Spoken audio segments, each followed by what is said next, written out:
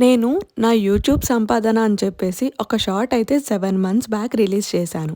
అప్పుడైతే అందరూ అడిగారనమాట 1,000,000కి నిజంగా ఎంత డబ్బులొస్తాయో చూపించక్క అని చెప్పేసి.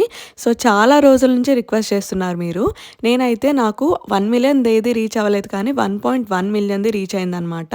నాకైతే దానికి రూ. 845 వచ్చినాయి. మీరే చూస్తున్నారు చూడండి.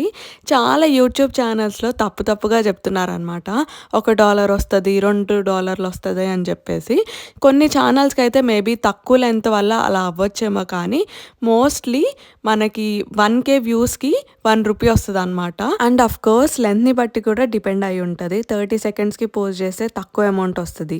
లేదు 60 సెకండ్స్ పోస్ట్ చేస్తే కొంచెం ఎక్కువ అమౌంట్ అయితే వస్తదనమాట.